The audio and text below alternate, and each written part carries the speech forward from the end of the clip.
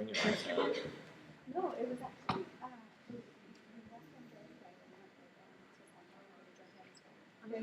Oh, that's not, when I've gone, it's been, like 14 different steps. Just careful. Wow. Is that mine? I don't know. I need my glasses. Okay, it's not quite afternoon, it's still morning, but welcome. Thank you all for hanging in there, going to yet one more session. At this point, those of us that have been doing this for many, many years know how overwhelming it can be for you and for all of us. And so we really do appreciate you taking the time to come out and listen to our session today. And it's going to be very interactive, and David will lead us through that. But I'm just going to kick off with a few slides. I'm going to let Megan and David introduce themselves. My name is Liz Bankert. I'm at Dartmouth. And as I say, I've been coming to the PRIM&R conferences for many, many years. And we always emphasize how important it is to network and find people at like institutions. So you get all rejuvenated when you're here, but you need to have those contacts so that when you go back, you kind of stay in the rejuvenation mode. So what am I supposed to remind you of? Oh, turn off your cell phones. And, very important, the evaluation forms. We have a planning committee, and we really try to work very hard to create a conference that attendees want to come back to and want to participate in. So those evaluations that will be online, as of a couple hours after the day ends, are really very important to us. We read every single thing that you say. So important for us for you to provide constructive criticism, as they say. So we've got a lot to get through. David actually is going to help us with these interactive clickers. Has everyone been picking up a clicker from the end of the aisle? Oh, okay. They're scattered at the ends of the aisles. I should have mentioned that to you. They are not for keeps. You'll be patted down here or at the airport to see if you have your clicker with you. Every clicker that we lose, or some subject gets harmed. You can say that. It's anonymous. Anonymous.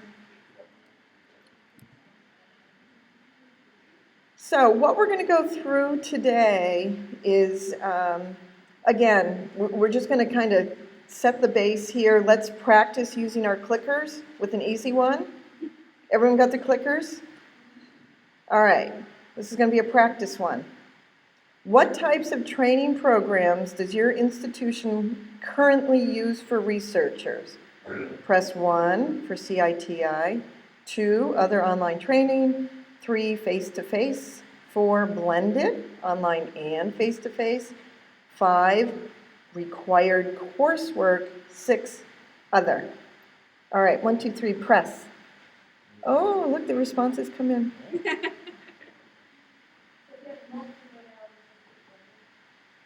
Can they pick just one? Yeah, you just have to pick one. Just one, sorry. Pick your favorite. Pick your favorite. It's a practice one. So It's about 66. okay, so we know for one thing that there's 66 people. And I just hit the button and it's going to give us a 4, blended online and face-to-face. Oh, that's good. And a lot of people using CITI. Okay, just, for those of us from CITI, we really do strongly recommend that you do the face-to-face in addition to CITI. So here's an example of what the clickers are going to do for us to keep us awake and knowing what the other people in the audience are doing. Let's do one more. How, if it is the responsible conduct of research program integrated into your training? So 1, RCR and human subjects protections training are separate requirements. RCR, responsible conduct in research, and human subjects protections training are integrated. My institution does not require responsible conduct in research training. I'm not sure what responsible conduct and research training is, which is a fine answer, and I'll give you what it is in a minute, but that is a fine answer. Okay. 63, 3. All right, so we got 2 people that didn't respond to this one. That's good. RCR and human subject protection are separate requirements. Okay. For those of you that don't know what responsible conduct and research training is, the NSF, National Science Foundation, now requires responsible conduct and research education for individuals that are paid on an NSF grant, unless you're the PI. PIs are not required to undergo RCR training, but anybody else on the grant is. So that's just an FYI. Talk to your grants office, see if they've got any NSF funding, and if so, if they've got this RCR going. Just kind of an FYI. Because those of you that are at institutions that do human subjects education and RCR, again, that's another area where you want to communicate with other people at your institution. I know about both at Dartmouth, and we get lots of questions. Well, I did the RCR, does that satisfy the human subjects portion? And the answer is no.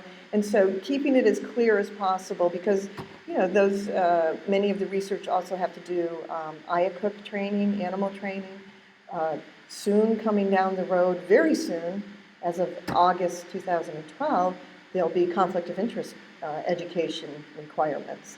So for those of you that are responsible for the education at your place, at some point, departments acting in silos probably should kind of get together and talk to each other about how to make it easier for people to track what they've been through. So, how challenging is it to attract researchers to your education programs? 1, very challenging. 2, challenging. 3, somewhat challenging. Not a challenge at all. They really enjoy coming to the programs because we offer them food. All right, click in. I'm going to try to get these through because these guys have the real, content of the program. So I want to get through these. Put the glasses on. Okay. Okay, so it's very challenging, so challenging. Not a challenge. For the 5%, what's 5% of 65? For those 4 people that say it's not a challenge, at some point, if you could tell us why it's not a challenge. Or if they want to change it. Because what? It's a requirement. You have to twist their arm. Requirement. Yes, so it's not a challenge. Anything else you want to throw out there? Food? Okay. I mean, it also helps to have kind of an engaging talk. And you don't want to be talking down to them, of course, but rather engaging them in the conversation. Okay, so this is what we're going to do today. We have Megan and David. Megan's going to go through, no, David's going to do the proactive approach, how to develop an education program at your site, and Megan's going to go through the reactive, using an education session or 2 when something goes awry.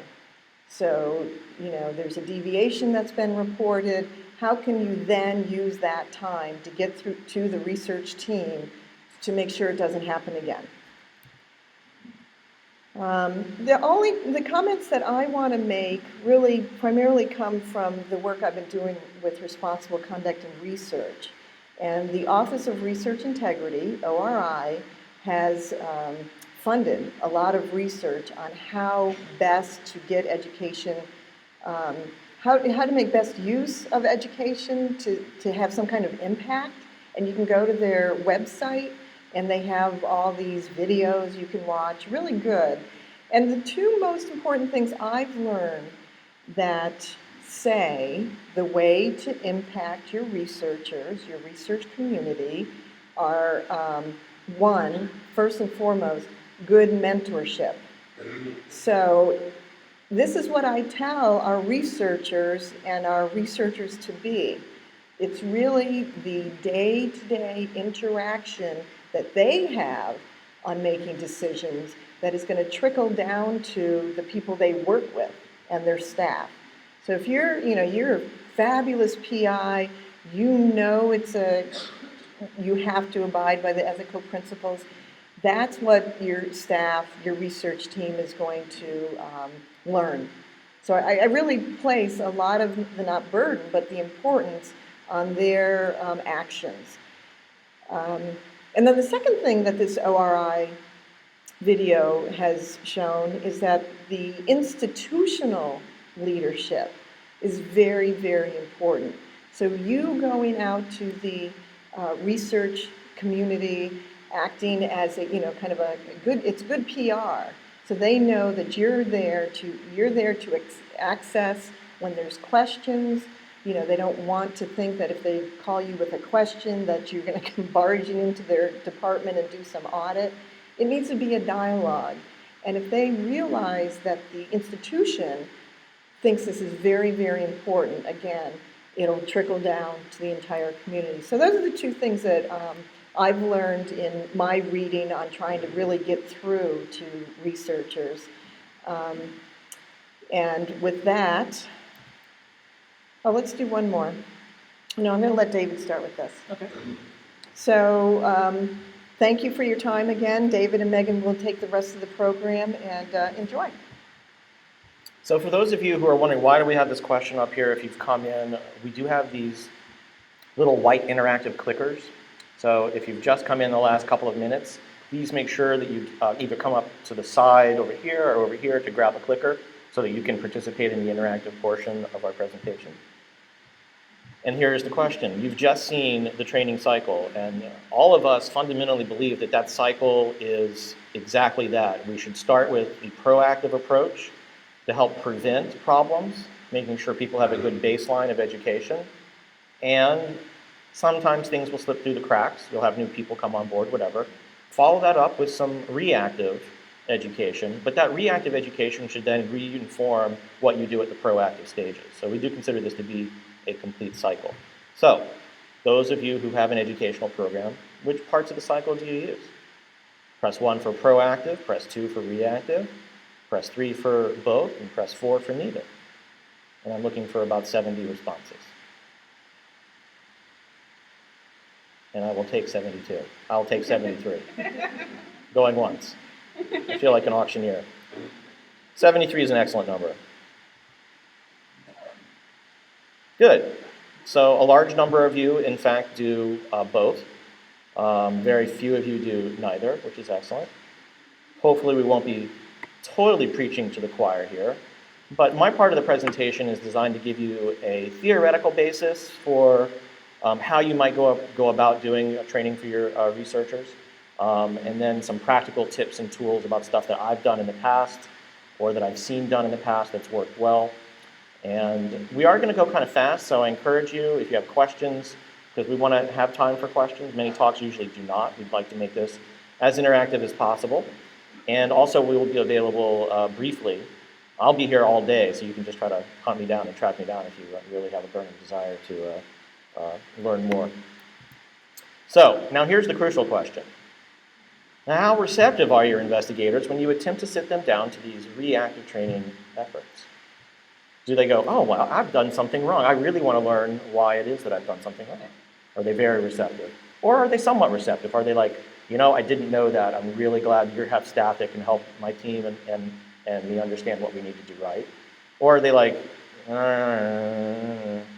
or do you require them to come and they have no choice in the matter, and that's that? So if you will please chime in on your interactive clicker. 73 is my magic number.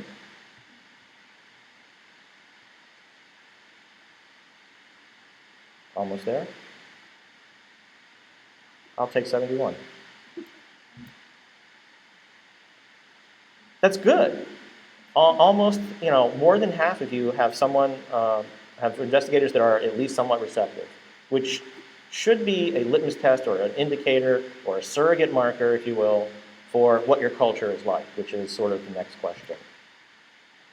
I'm sorry, we're going to go over mentorship first. How would you rate mentorship at your institution? Liz mentioned that it's one very important component of preventing problems. Is it strongly encouraged? If so, press 1. PRIM&R E7, or somewhat encouraged. Not encouraged at all, press 3. And if it's just not even on the radar screen, press 4. And I'm looking for 71 to 73 as my N. And no, this is not a scientific study. And if it were, it'd probably be exempt. Unless, of course, the new rule goes through, which we'll talk about. 73, excellent. Wow, it's all over the place. So this leads me to believe that we have a very divergent population. There actually is training, believe it or not, on how to be a good mentor. And I highly recommend that. One of the most excellent books that I've ever read when I had to supervise somebody for the first time ever was a book done at Harvard called Difficult Conversations. And I really think it's also good for dealing with investigators, because basically at the heart of this particular book, they say our personal and professional identities are very much tied to what we do. And for you to come in and say, well, you've done something wrong, it's almost a personal or professional affront. So if you have that in mind, you can be more delicate when you have to do those reactive sessions. So here's the one question we also want to know. How would you characterize the culture for ethics and/or compliance at your institution? I really like Greg Koski's way of phrasing this. Do you live in a culture of compliance that is still really just trying to master what we have to do, what's the baseline, what's the minimum? Have you moved towards that culture of conscience that looks at compliance being very important, but ethical reflection of individuals and groups also being very important and should work in concert? Or do you already have that culture of conscience where you have your top leadership, they come and introduce all of the, your provost or dean or whoever, CEO, whoever, comes in and introduces your ethics sessions? If you've got that, more power to you. So if you could chime in there, I have 50 responses. And the real reason we do these polling questions is so I can take a break and drink water. I see 70. I see 71. That's reaching the range of me. Oh, 72. Thank you. 73. Excellent. 74. What? I should be an auctioneer? I picked the wrong career. So this is 20% of you are there where you need to be, and almost half of you are moving towards that. This, I think, is an excellent trend. So you're to be congratulated on that respect. Now, how do we get the other 32% of you who are still dealing just with the regulations? How do we move you to thinking more about the ethics that are involved? How do you especially get your investigators to do that as well? So that's going to be the proactive approach that I talk about. So as I said, I'm going to try to give you a theoretical basis. I'm a philosopher by training, so when someone says you do philosophy, that means you have to do some kind of theory or fundamental underpinnings of any practical activity. So I do have a paper that I've written on this. It's very accessible, however.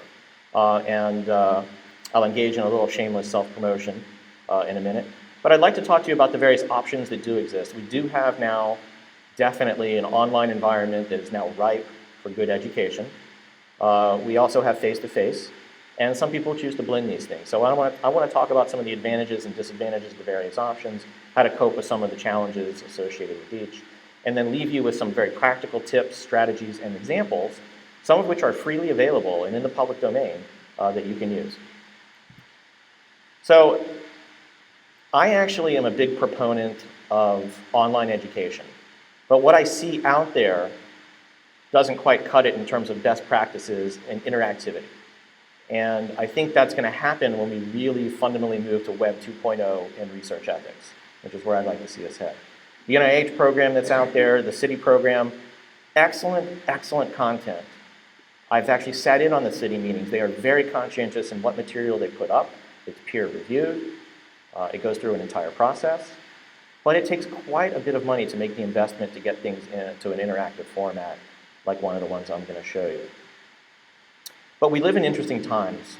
We have a proposal put forward to change how we actually do research protections in our country. And I view this as the prime and ripe opportunity to also figure out how do we want to train people? How do we want to maybe certify people? How should we go about doing this? So it's actually an excellent time to be thinking about these particular questions. So I always like to figure out, well, who's our audience? Our audience today is researchers. And if you've gone over to the blogosphere, you have seen article after article saying IRB has scope creep, they are inconsistent. No one's ever actually empirically studied them to even determine if they're effective at what they're doing. And I'm a social science researcher, and my IRB doesn't know what to do with my research. It really shouldn't be reviewed by an IRB. I'm an anthropologist, da-da-da-da-da. So there's been a lot of criticism as well of the actual training that happens. And the online training that's there from City provides a very nice baseline. If that's all your institution does, it's no wonder that people think that it could become mortifyingly stupid and Marxist doxology. That's not my perspective. That's the perspective of Ron Baer, who was testifying before the President's Commission on the study of bioethical issues. And there has been quite a backlash. And one of the commissioner members even asked Ron, he was like, all right, fine, we understand that we have this online training and people are required to do it, and therefore they usually don't like to do it. It takes a long time. But it's what we have. What do you suggest we do to educate people? And even our most august body trying to figure out research protections right now can't seem to come to consensus about what constitutes good education. We all know training is necessary. We all know that online training is here to stay. It's a very cost-effective, and some would say green, way to do training. There's not a lot of travel involved. We don't have the carbon footprint for that is probably a lot less than face-to-face training, sending a whole bunch of people everywhere, yada, yada. It ensures a definite baseline, but what should that training look like if we were to take a programmatic view in our nation? Well, I'm actually here to play king for a day, and I've got a set of scenarios that I'll outline for you. All of them stem from my fundamental sort of philosophical approach, which is education should be very, very practical. I don't think it does investigators, from my perspective as a philosopher, to know the difference between Kant and Mill. That's not going to really help them solve a particular ethical problem on the ground dealing with research subjects. So a little shameless self-promotion. I have an article that I produced that sort of goes through the philosophical basis of that. I'm happy to give that out to people. But here it is, king for a day. My ideal training program would consist of both initial and continuing education. I don't think you can do it once and then certify someone as being ethical. Socrates is rolling over in his grave. So I'm thinking that it's probably best to start off with the online training because that's most accessible, it's actually very cost effective, and most people already have some kind of subscription to that. It has to be high quality and peer-reviewed educational content, which I think we can check off that box. It has to incorporate best principles for online learning. And what I mean by that is actual engagement. I'm big on modeling. I've actually asked you to participate in the presentation through the use of the clickers. That's an excellent way of getting sort of interactivity. But there has to be multimodal learning. I teach a course for my undergraduate nursing students, and I try to hit all four of those adult learning styles. They read, they write, they listen to podcasts, they do trigger videos that they themselves write and I produce. Yes, that was an excuse for me to get an iPad too, but nevertheless, it actually works out quite well. They actually have to get up and move around. So that's the kinesthetic element. They have to come write things up on the board. They have to engage each other in role plays. So I try to hit on all of those things because it's also a 3-hour class on a Monday from 5 to 8. And if the Eagles are playing, good luck. So those best principles now need to be incorporated into the online offerings that we have. And I think that's coming. It may also interest you to know that no one, to my knowledge, has ever done an actual scientific evaluation of their training programs. Are they actually effective? You can do the level 1 evaluation where you ask people their perceptions, but how many actually engage in science using pre and post testing followed by paired t-testing and regression analysis? Well, that's some of the projects I'm going to be involved with, I hope. That's sort of my new mission in life is to have a philosopher be trained in empirical methods and go forth, and that's like a double whammy. We'll see how that goes. But you also have to supplement that, just as Liz said. Even the city people acknowledge you can't just do our program. It's a baseline. You've got to have continuing education. It needs to be face-to-face. Put a human face to your institution and what your training is, and that's the way to go. I'd like to present to you as a touchstone some excellent work that is federally funded, freely available. It's called The Lab. It's from the Office of Research Integrity. And I'm just going to give you the trailer, I think. No. I'm going to go back. I'm going to press escape.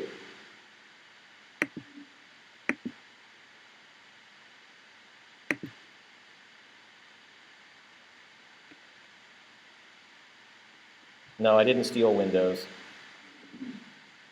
I'm working on boot camp here. So this is loading a Flash presentation, very high quality.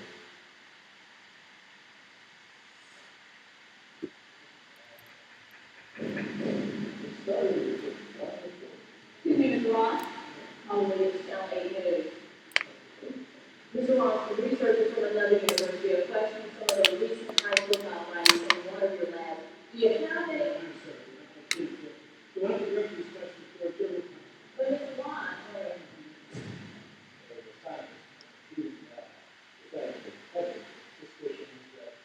some very celebrated research from our university has impressed most research that has spoken mostly the breakthroughs in the about these. Might not be all perfect we don't hear much about the role of test tubes and lab rats. I believe there's a major breakthrough with major public health implications at federal dollars and accusations of fraud to the patient, and you have a potentially explosive story. My last was very similar, but it grew up very quickly. I'm looking forward to we decided to split investigation by different research. It turned out that 9 months after allegations of research misconduct, a young scientist here who seems to have a bright future ahead of him has finally agreed to falsify his research. the investigation turned up multiple with research misconduct by this individual over the course of a couple of years. Along the way, there were people in the lab who had questions that we didn't speak up to. We do have responsibility for oversight. We didn't properly exercise that responsibility. There were people who knew what was right, didn't do the right thing. And Is it true that Murray Jones was wrong in their commitment to establishing a $30 million research endowment for the university? yes, as you know, they made that announcement today. It did turn into the proverbial perfect storm. After findings of professional misconduct and with the massive pressure of widespread bad publicity and more massive donors threatened for their findings, principal investigator of this public lab had in place probation. A primary dismissed. The IER Talk, the lab is shut down. Postdocs, grad students, lab techs, all scrambling to find a new place to continue their work. Many are living with the stigma that comes next to the lab. Yeah, but you know what? It didn't do it. Oh, I mean, it did. But it did. Because if this program, unlike real life, you could be back in time. You could become a grad student, a postdoc, or a research consultant. You get a chance to enter alternate reality as any of these players.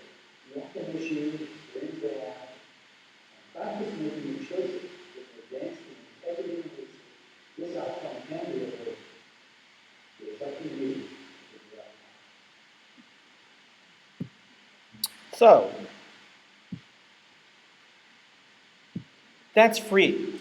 They've invested a huge amount of money. If I had to put a budget on that, and I don't know, I would estimate that that sort of 1 hour or 2 hour program probably cost about $150,000. And it's well done and interactive. And yes, it poses, maybe a worst case scenario. But we have to do that in order to really get at the problem. We have to problematize things in order to get the learning there. So that's one excellent example, and I hope to see that all future research ethics training sort of goes that way if it's done online. If you don't have $150,000, what do you do? Well, there are some solutions. We are talking about making an investment in education. The regulations now require that we do so. How are we going to pay for these things? That's a huge question. But before we actually figure out the budget, there are several things that we need to do. You have to figure out who your audience is. And in our case, we're talking today about researchers. You also have to figure out what are their learning styles. If I were to poll you, and usually I do, we would probably find a breakdown between those 4 different types of learning styles. Some people are excellent at hearing, and they love listening to podcasts. Some people have to have the journal article in front of them in real paper. If it's on PDF on the screen, it is not real. Some people can read the PDF. Other people actually want to engage in that kind of role play. That's what's most memorable, and that's what they're going to remember. I don't think anyone who takes the lab training will probably forget it, just because it's so impactful. The other issue is that if you have regulatory staff, they also have probably noticed things that investigators are missing. This is part of the reactive and proactive loop. What topics do they think investigators need? But it's also good to know what the investigators think they need themselves. And I know that's kind of controversial. Educators probably say, do the students really know what they need? That's not the way we typically do education. But education is also moving to more peer-to-peer instruction. And if you can have an ethics champion among your investigators, someone who's willing to go around, or maybe setting up a research ethics consultation service, wow, that would be fantastic. Some universal truths about when you do offer training. I fundamentally believe in the KISS principle. Usually it's keep it simple, stupid, but that kind of is insulting. So I changed it to keep it short and sweet. Try a modular format for your offerings. Don't try to accomplish the entire city program in one sitting. That is a monumental task. You won't remember it. You will click, click, click, take quiz, done, go have beer. Or you may have the beer before. Don't know. Yeah. There's also the motto, if you feed them, they will come. I can't tell you, especially if you work in an academic medical center where we no longer are allowed to have drug reps come in and bring excellent food, the food budgets can be quite sparse at meetings. So if you announce lunch provided, you will have investigators who you didn't even know were doing research show up. It's amazing. The other thing is I want to reiterate a key point that was made especially this morning by Susan Reverie, and that's really very few people wake up, unless they're sociopaths or psychopaths, wake up in the morning and say, I want to do something unethical. People usually have the best of intentions, and it could be that they don't know, they're not aware, they forgot, maybe they're just having a bad day, it's all sloppy. Whatever it is, people usually have the best of intentions, and if you can keep that in mind, that's how you can get a really good program of education together, is to make sure that you keep the best intentions of people in mind. I also like people to think outside the box.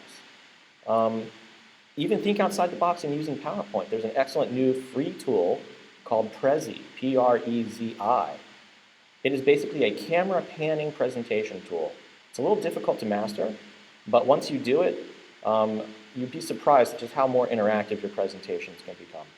And it's a web-based tool that's free for educators. You can enroll on that and use that to your heart's content. But think outside the box.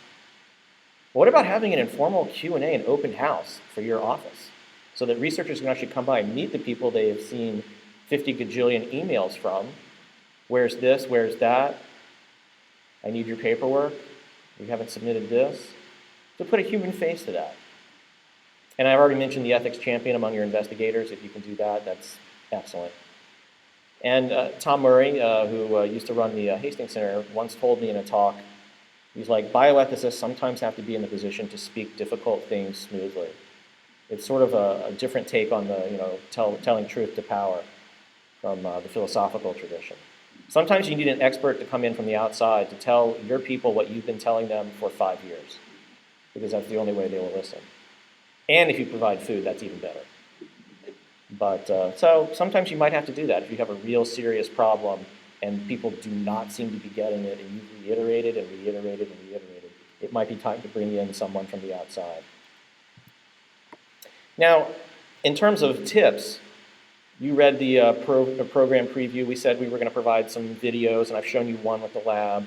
I have a couple of others that I like to do, especially about informed consent, which is the first one, and the power of communication. So if you will indulge me for another few moments, I will show you a couple of videos.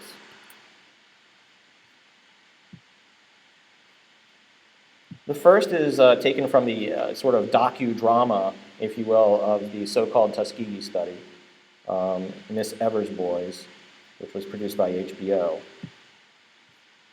And there's an excellent segment in here where Nurse Evers in the film is dealing with research subjects, and the doctor in charge comes out and tries to translate something, and then she's like, "That just didn't work. Here's my version, and you tell me which one is better." Hold on, I have to refresh because oh, there we go.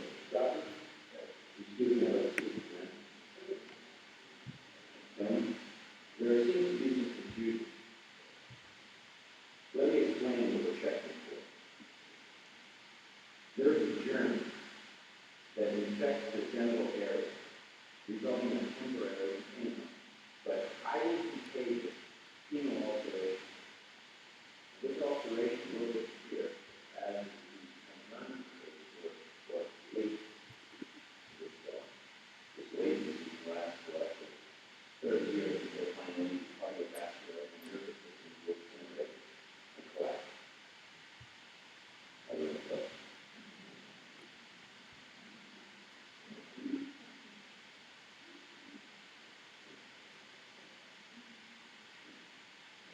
That's why a lady has come from the mountain there and make it a new gas, and the lady then we have to work and come up and tell you what you do, what you do, and so time for nobody to see. But when you wake up, you can walk, you can do, you can think. Then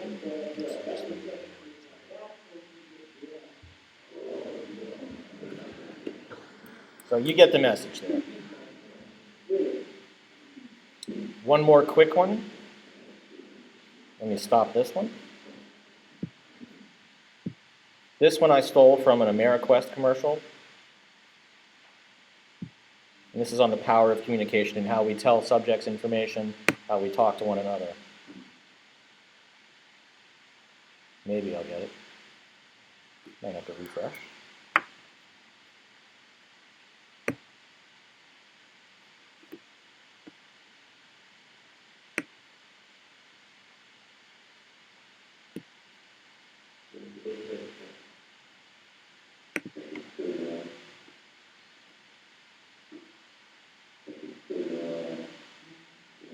So there's a fly.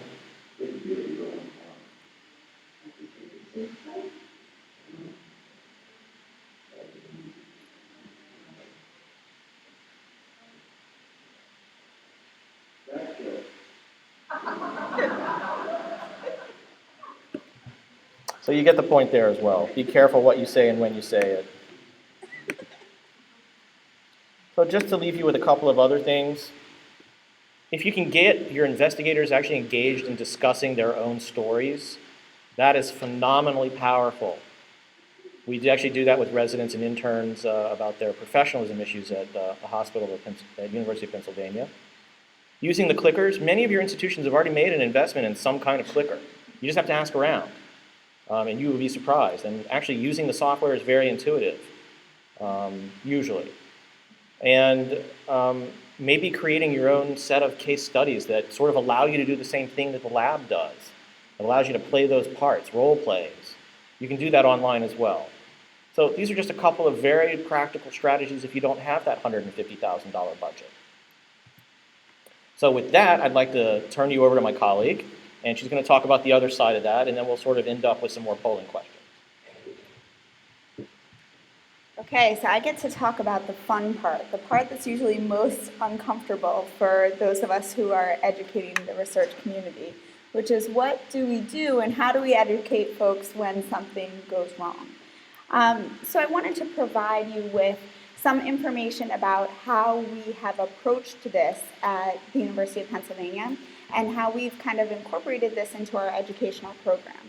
So what we realized is oftentimes we're not actually even sure what people's educational needs are until something actually happens. We think the city program's great, we think all of our face-to-face training is wonderful, and we've just developed this fantastic educational program for folks, and certainly they know what they're doing. What we realized is that when we come across an incident of noncompliance or a deviation, it's really a lesson for us as investigators, as educators, as to what our investigators actually need in terms of education. So we realized we could take one of two approaches. We could either say, okay, let's look at these as isolated incidents and treat these for the types of specific occurrences that they are and respond to them in terms of how they need to be addressed. Or we could look at these within a larger educational context and use them as an opportunity to re-educate our research community. And so we said, okay, well, let's go with that second approach and see how it works for us and how our researchers will respond to that type of approach. And what we've realized is that this is really the time point when research ethics starts to become real. For many of our investigators, they think that they understand how this is supposed to work. They think, I do ethical research, I don't understand what the problem is. When you get a letter from the IRB that says that there's been a determination of noncompliance, you suddenly start to realize, I might not know everything, and maybe I need to be re-educated in certain areas. And we want to take that opportunity as an opportunity to really reach out to the research community and help them to work through the process of getting their research back on track. So what we've realized is we need a way to take this very captive audience and create an educational opportunity that responds to that audience's needs. And so I want to tell you a little bit about just the practical aspect of how we do this. So one of the things, so let's say you have an incident of a deviation and you found that this actually represents an increased risk to subjects. That deviation is reviewed by your convening board. You consider all the actions that might need to be done to respond to that particular incident. So let's say you say there's follow-up that's needed with the subject, you need additional evaluations, perhaps the research is temporarily on hold while you get things back together. One of the things that we've asked our convening boards to consider is there a need? Is there something about this particular event that represents a knowledge gap? Something that could, if there was additional knowledge, it may have changed the outcome of this particular event. And our convening boards have considered as part of their review of those specific instances whether or not an opportunity for retraining should be optional or required. And so we've approached it two different ways. One, this could be optional, it could be a recommendation, and you would include that recommendation in the outcome letter of your IRB decision. The other is, there's something about this event that was egregious enough in nature to suggest you actually have to have a mandatory retraining. And that mandatory retraining with the IRB staff becomes part of the IRB stipulation letter.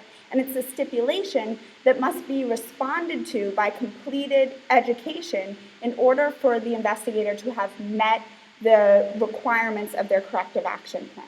And so I'm going to talk through a few specific cases, some that actually went to the level of the convening board, and others where it didn't rise to that level, but we wanted to suggest that re-education might be an important approach, and talk through how we handled some of those issues, so hopefully can give you some suggestions for how you might incorporate those at your own institution.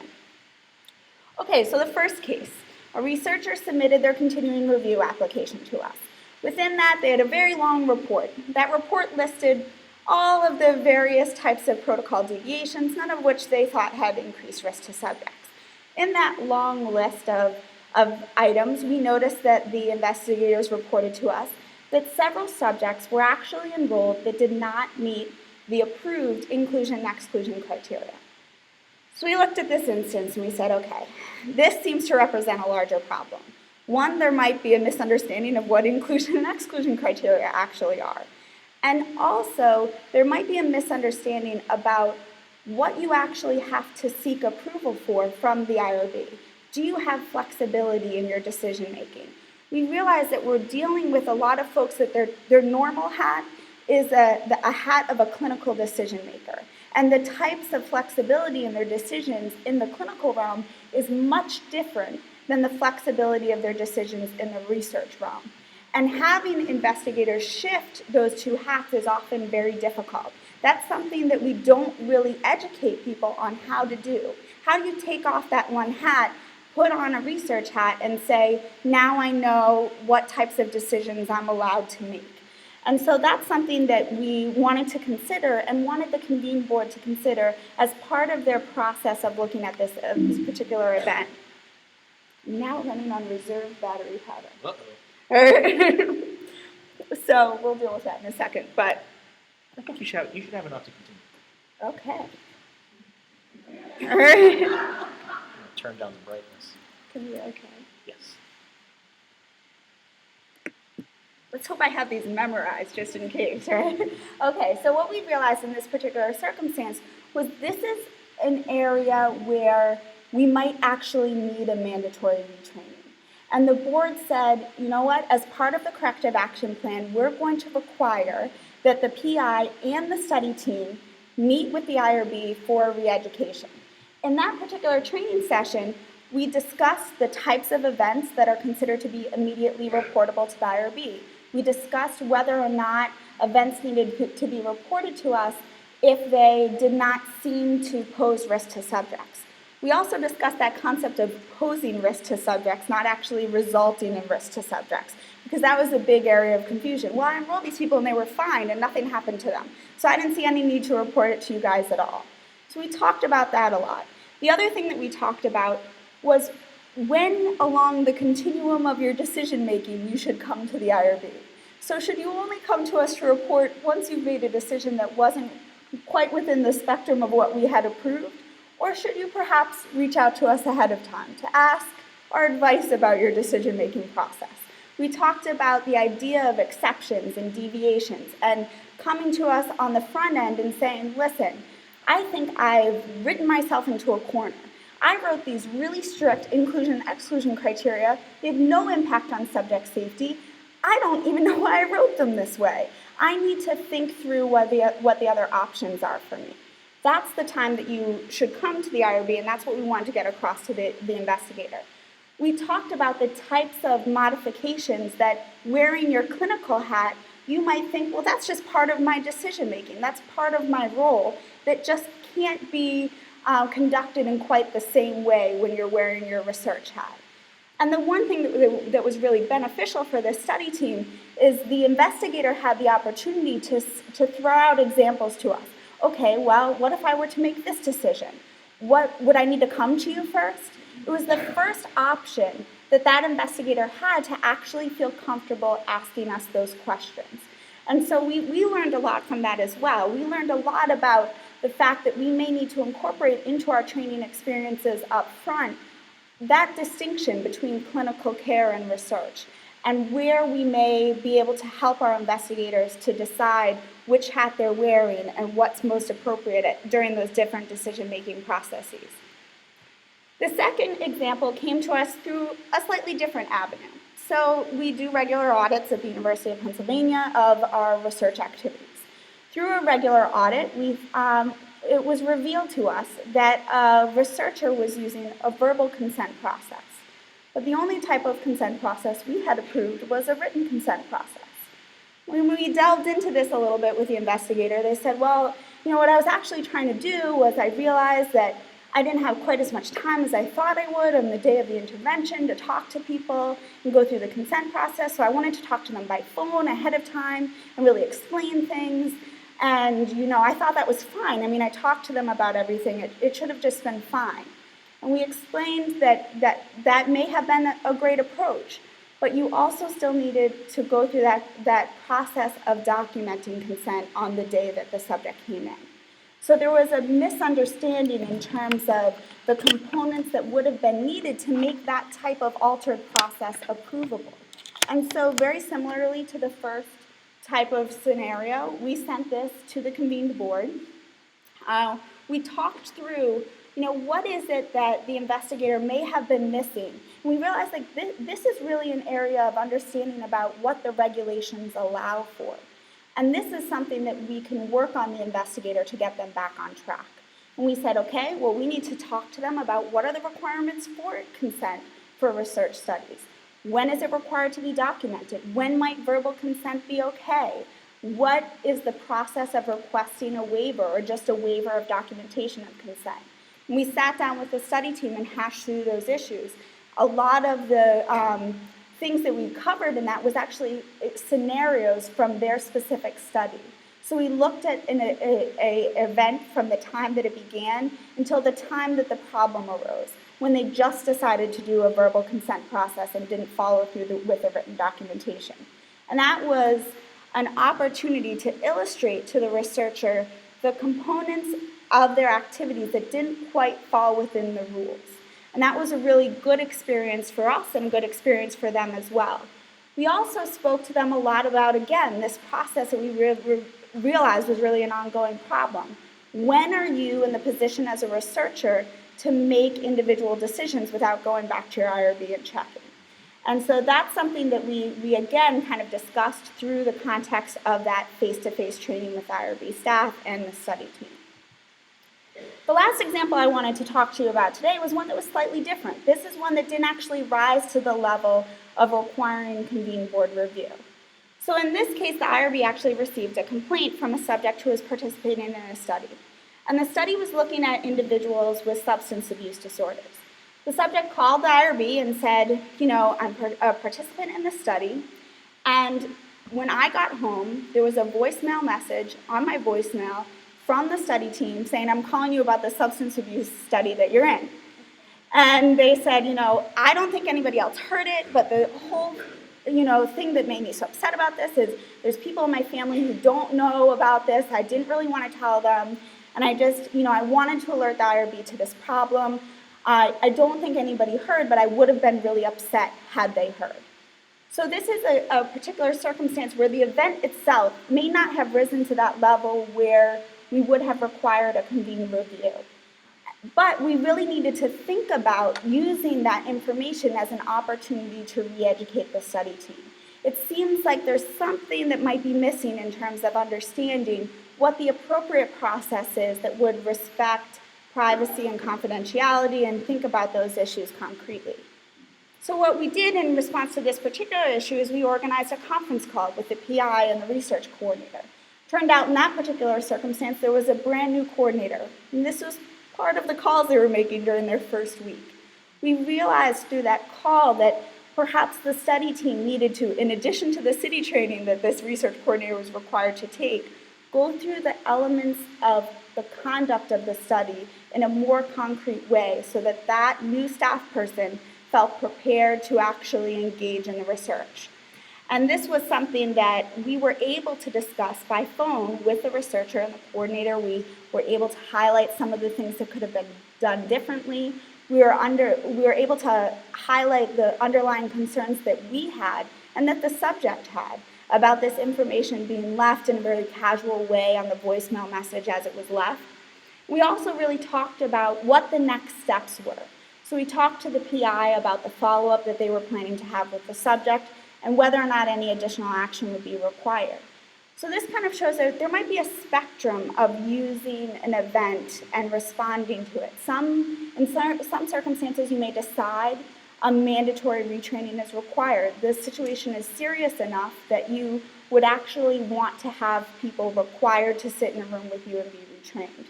In other circumstances, a simple conference call may be enough to address the issue and identify what the problem was.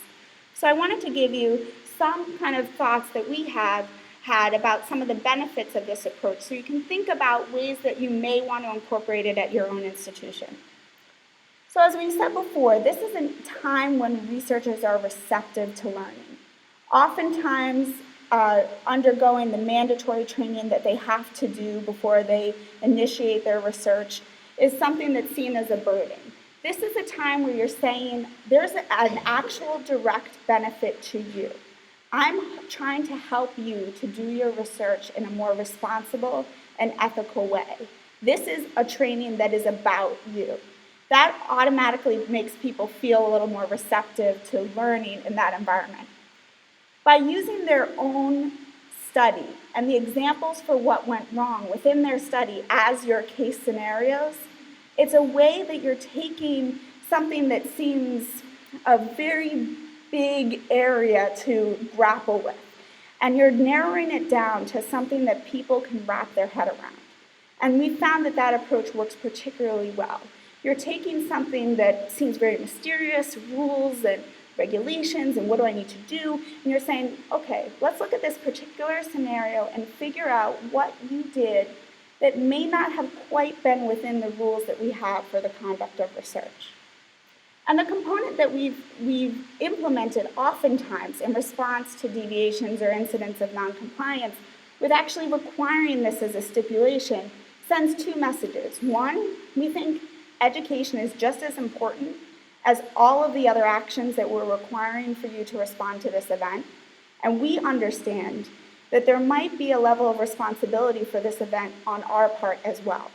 We understand that we need to help you to alleviate some of those knowledge gaps that you had that could have led to this problem to begin with. And what it does is creates an environment where we can do better research. We can ensure that human subjects are better protected because we're addressing those specific situations so they don't happen again. And one of the things that David mentioned earlier, which we strongly believe in, is you really have an opportunity through this approach to take the information that you learn from these incidents and use it to feed back into your proactive training. So for example, in the first two scenarios, we saw that there was a really big challenge of making a distinction between clinical decision-making and research decision-making. That could be a focus of a future training that we have. Without looking at those specific instances where there were some knowledge gaps as our institution, we may not have known that that was a training need. So that's something that we've identified as well.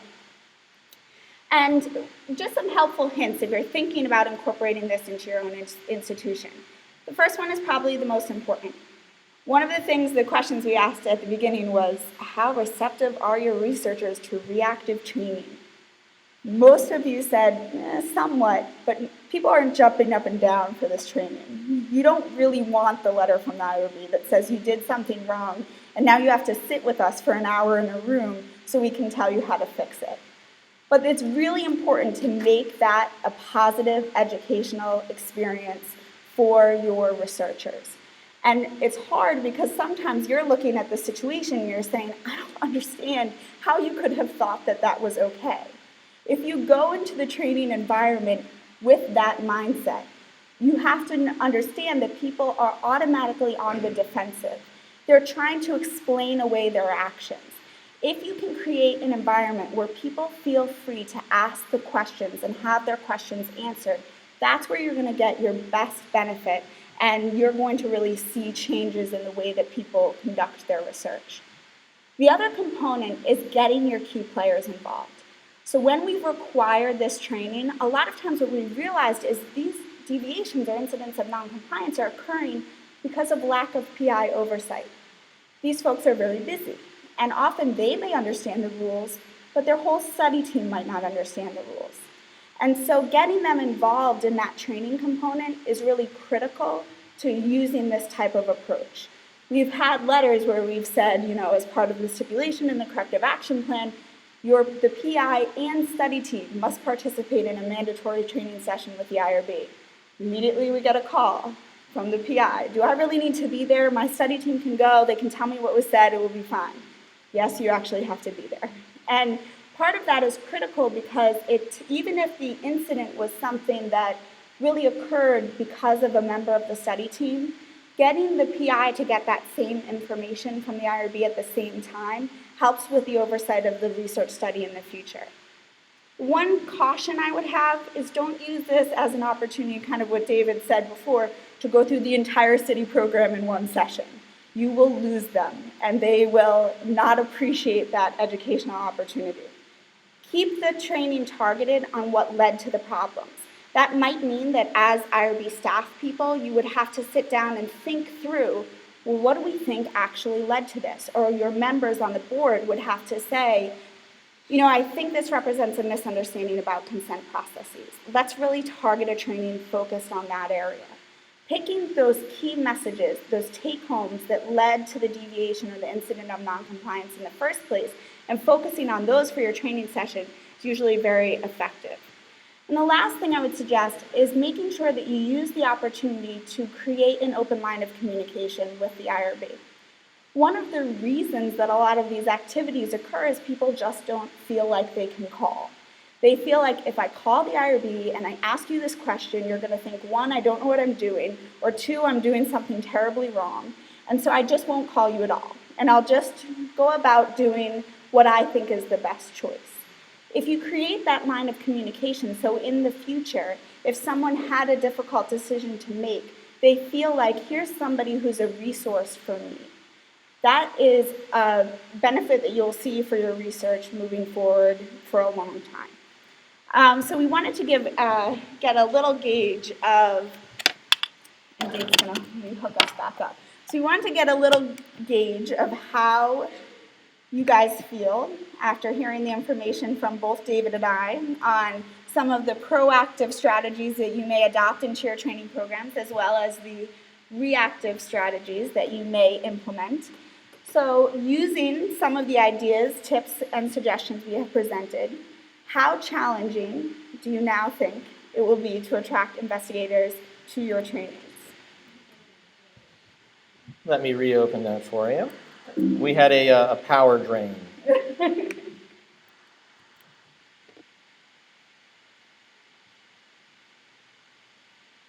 And we better not be getting a Windows crash.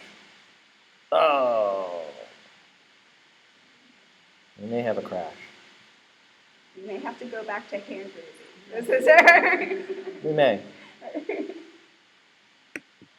Uh-oh. And we're still running on reserve power. So I think what we'll do is we'll just keep the power running. We'll do a show of hands. We'll do the old school method.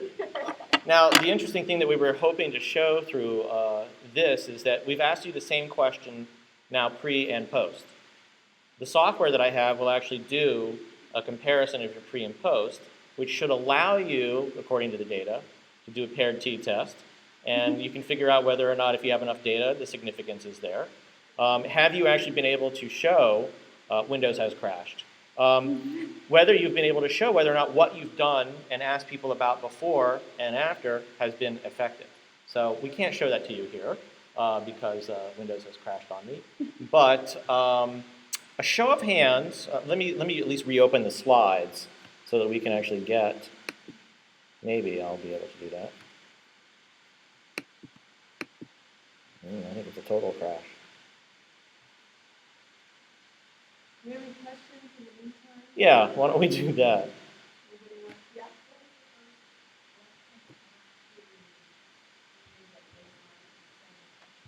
So we asked you how challenging it would be to attract investigators to your trainings, and you answered. And then we said, well, now that you've seen, reactive and proactive training tips, how likely are you to be, able to attract those researchers?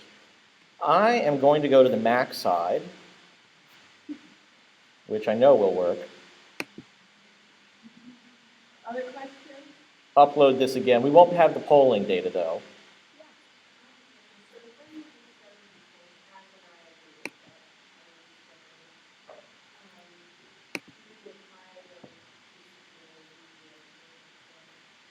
So often it will be either the investigator.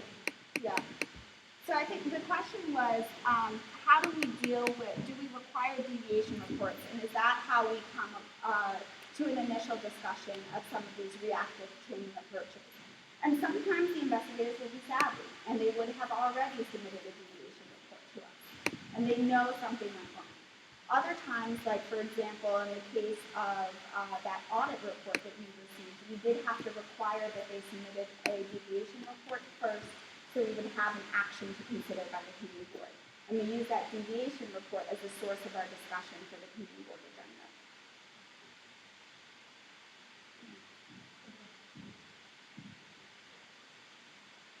I'd like to, President John Marcus. One of the things that be real here is to keep it that way. I would love that the ideal would manifest itself where everyone in the committees automatically can see that the ethics research is evaluating and self-evident, that the intentionality is there, all these great things. However, in my experience reality, I have to carry a stick. And that stick is often safe to investigators, especially the ones that are giving you the good back or out of it. Is that, well, at the end of the day, this is going to affect how higher you look at you. You might be on the wall of shame. This could affect future funding. This could involve maybe some negative impact on your career or your career promotion. So those are still there. And I'm just wanting to get the insights as to how to maybe move away from that or can.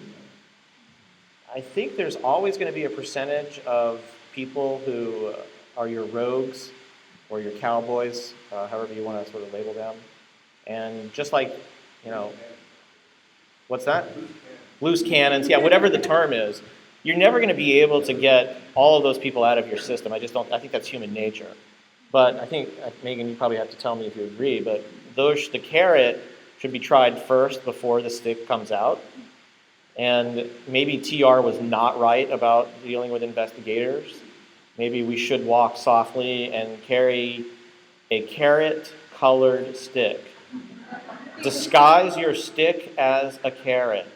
Deception is okay in this context. Now, how would you do that?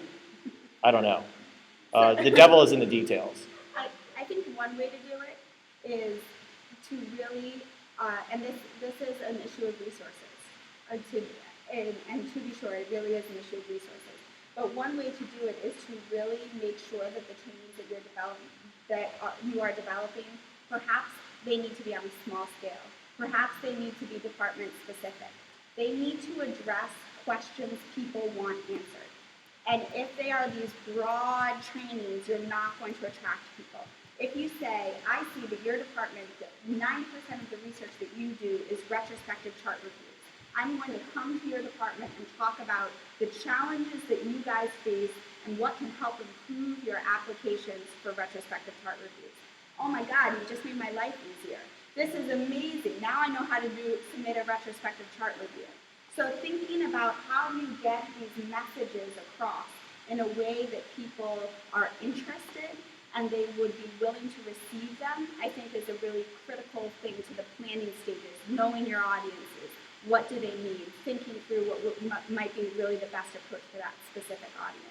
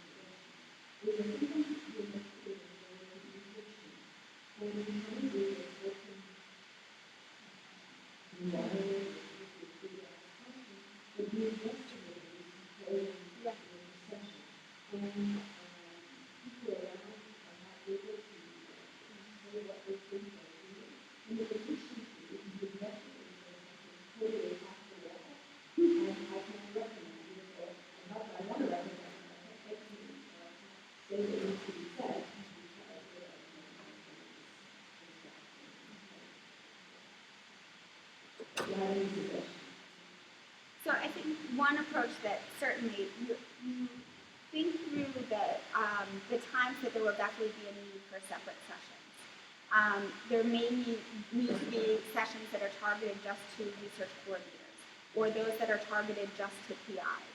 So you have people at comparable levels in the training environment together. That's very important, and it's something that we try to do.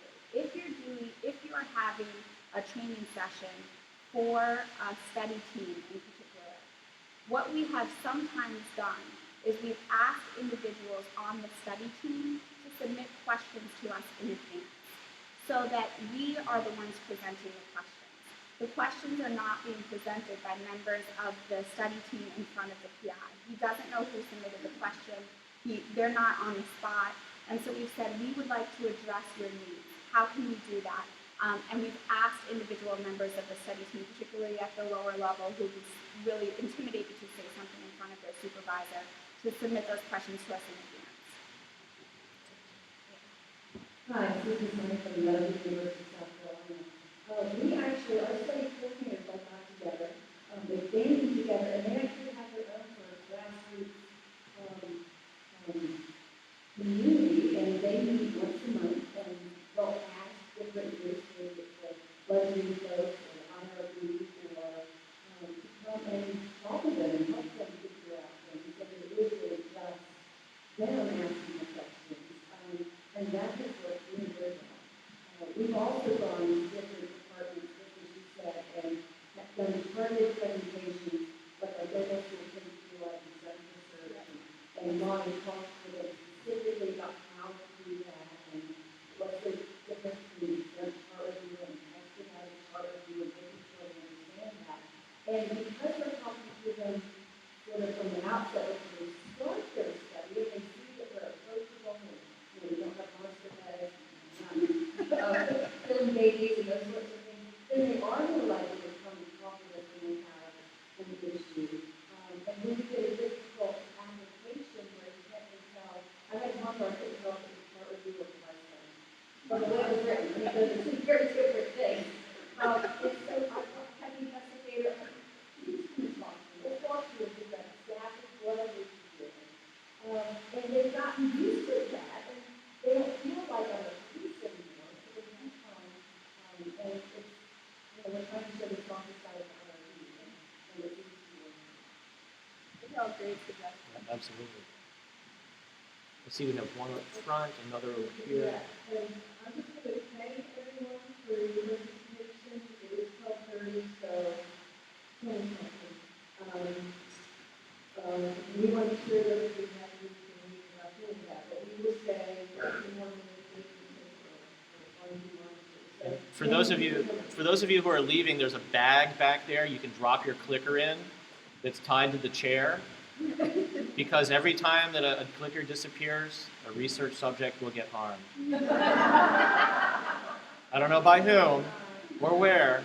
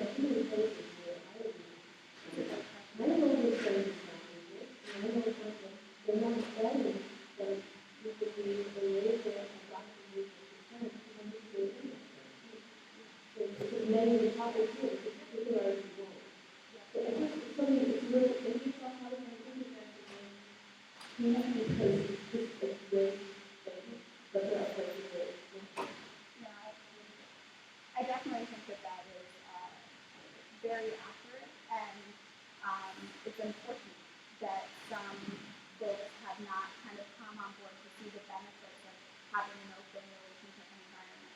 But I think that for those of you who work at institutions where you feel like that's the culture, sharing the information that you have learned here is really important. This is when Liz mentioned at the beginning, like really extending what you've learned here and taking it back with you over the next few days at your institution and developing that into a program. There needs to be one person who suggests a difference. And that may be you, because you were sitting here in the audience today. And so that it may be a challenging role, but there's absolutely many people who have attended the conference with you who'd be happy to help you to take that initiative. So people, if you wanted to run ideas by, say this is a proposal I'm thinking about, could you read it? I think any of us would be more than willing to serve in that role. So I think take the support from the group here, and often it's a hard role to take to be that first person to ask things to change, but there's many people who be behind you and taking that action. If you think of mission creep as an addiction, recognition that you're addicted is the first sign to recovery. So,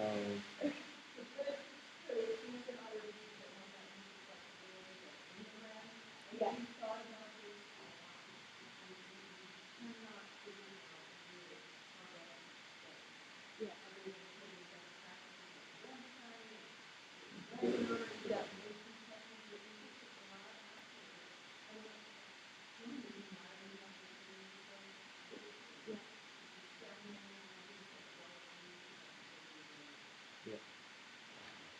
I'm not going to I feel that I'm ready to get the thing that seems to be difficult in my group is scientific method.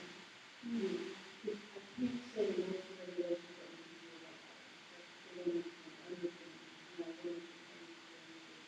think So we have, and what we've actually realized is that IRB is not in the best position to do that. So we've drawn from researchers for those types of things. And often those researchers have been IRB members who understand both sides of the coin. So we've realized that there's certain things that are outside of the scope of what the IRB may be equipped to be the leaders of the training for. And for those things, we may really need to look at experts who we know or have a relationship with, who understand what is it about the way that you're designing your study that may lead to concerns as it relates to human subject protection. And that component is something that an IRB member who also is an investigator is in a really unique position to be able to address. So we've used some of our IRB members to lead kind of the cause for us on those types of things, which has worked really well. and it's also important if you can, if you have the expertise available, to actually have on the IRB someone who's familiar with whatever that IRB reviews in terms of methodology, having a statistics person, a qualitative researcher who can address those things. Because, one of the requirements is that the science has to be sound. Some institutions have separated the function altogether, and they have a scientific review body that puts the scientific stamp of approval before it goes to IRB. So the IRB, if it doesn't have the expertise, as Megan is saying, doesn't sort of have to focus on that. They can focus on the other requirements that they need to meet. So that's. I know that some cancer centers actually do that quite a bit, because a lot of the COGs, how many times can you go over a protocol with before someone sort of blesses it, because the COGs usually do a really good job of having a whole team of scientists vet that particular protocol. Usually most institutions are concerned more about sort of the investigator-initiated studies, not meeting muster, because typically those don't see as many eyes.